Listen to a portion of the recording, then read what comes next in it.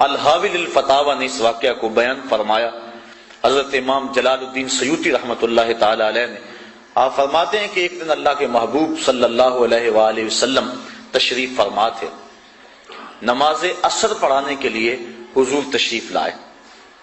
تا حد نظر صحابہ کا اجتماع کثیر تھا۔ جو ہی حضور جلوہ گر ہوئے، حضور نے مسجد نبوی کے اندر قدم رکھا، حجرہ عائشہ سے نکلے، سارے صحابہ ادب سے کھڑے ہو گئے۔ بس پھر حضور کی آنکھیں برسنے لگی، ایک ٹھنڈی ہوا بھری، اور حضور نے وہ جو الفاظ کہے وہ الحاوی کے اندر موجود ہیں۔ فرمایا لو ادرکت والدی او احدہما، کاش آج میرے ماں باپ زندہ ہوتے۔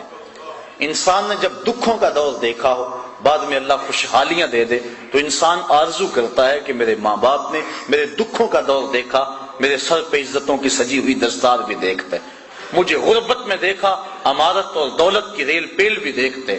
تو حضور علیہ السلام اس وقت پیدا ہوئے تھے جب باپ کا سایہ سر پہ نہیں تھا، اور 6 سال کی عمر ہے کہ والدہ بھی انتقال کر گئیں۔ ابوا کی ریت ہے، مدینہ المنورہ سے واپس آ رہے ہیں، 6 سال کی عمر ہے، 3 نفوس پہ مشتمل قافلہ ہے، حضرت ام ایمن، حضور اور حضرت آمنہ سلام اللہ علیہا۔ جب ابوا کی ریت کے ٹیلوں میں پہنچے تو سخت بخار ہو گیا۔ حضرت آمنہ سمجھ گئیں کہ میرا یہ بخار جان لیوا ثابت ہوگا، تو انہوں نے ام ایمن کو بلایا، کہا میرے اس بیٹے کو بحفاظت امیر قریش عبد المطلب تک پہنچا دینا، اور پھر حضور کو سامنے بٹھا کے آخری باتیں کرنا چاہییں، لیکن ضبط کے بندھن ٹوٹ گئے اور آنکھوں سے چھم چھم آنسو ٹپکنے لگے۔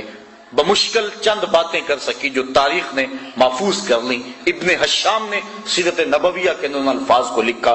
حضور کے سر پہ حضرت آمنہ نے ہاتھ رکھا، کہا بیٹا ہر نئی چیز نے پرانی ہو جانا ہے، ہر باقی نے فنا ہو جانا ہے، میں بھی جا رہی ہوں، بذکر باق، لیکن میرا ذکر نہیں مٹے گا، بولدت طہرا، اس لیے کہ تیرے جیسا ستھرا بیٹا چھوڑ کے جا رہی ہوں۔ جن ماؤں کے بیٹے اتنے اچھے ہوں ان ماؤں کے تذکرے نہیں مٹا کرتے۔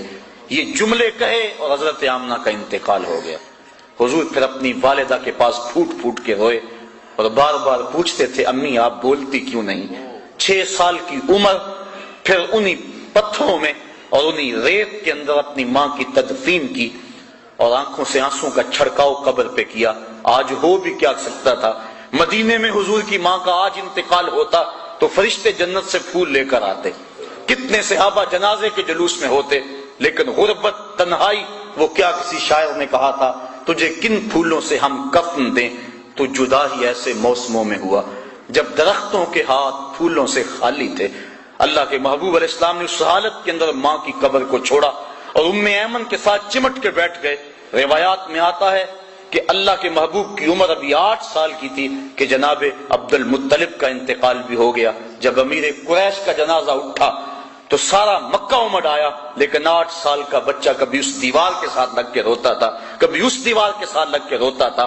پھر شاب ابی طالب کی گھاٹیاں بھی آئیں، مکے کی سختیاں بھی آئیں، طائف کے بازار بھی آئے، رستے کے اندر کھدتے ہوئے گڑے، بچھتے ہوئے کانٹے، پھینکی جانے والی اوجریاں اور ڈالا جانے والا کوڑا، کن کن مراحل سے حضور نہیں گزرے، کبھی عرش پر کبھی فرش پر، اللہ اکبر کیا معاملے ہیں، کن کن راہوں سے حضور نہیں گزرے۔ اور آج مدینہ کا ماحول ہے، آیت ادب کی اتر چکی ہیں، خبردار میرے نبی کی آواز سے آواز بھی اونچا نہ کرنا ورنہ عمل ضائع کر دوں گا، تمہیں خبر نہیں ہونے دوں گا۔ وہ وقت گزر گیا جب پتھر مارتے تھے، اب صحابہ نبی کی چوکھٹ پہ حاضر ہونا چاہتے ہیں۔ اللہ ادب سکھاتا ہے، پہلے جاؤ گھر سے صدقہ لو، پھر فقیر کو ڈھونڈو، پھر فقیر کو صدقہ کرو، پھر نبی کی چوکھٹ پہ آؤ، تمہیں پتہ چلے ہم کس وقت کی بارگاہ میں جا رہے ہیں۔ اب حضور تشریف لائے، صحابہ ادب سے کھڑے ہو گئے، امٹتے ہوئے محبتوں کے جذبات کو دیکھا، آنکھیں چھلک پڑی اور فرمایا کاش آج میری ماں زندہ ہوتی، وانا اصلی صلاۃ العشاء، اور میں لوگوں کو نماز عشاء پڑھا رہا ہوتا اور نماز میں سورہ فاتحہ کی تلاوت کر رہا ہوتا، پھر میری ماں کو میرے ساتھ کوئی کام یاد آ جاتا، وہ دروازے پر آتی، چلمن سرکاتی اور اپنے میٹھے اور مدبرے لہجے میں کہتی ابنی محمد، میرے بیٹے میری بات سنو۔ تو میں لوگوں نماز چھوڑ کے پہلے ماں کی بات کو سن لیتا ہوں۔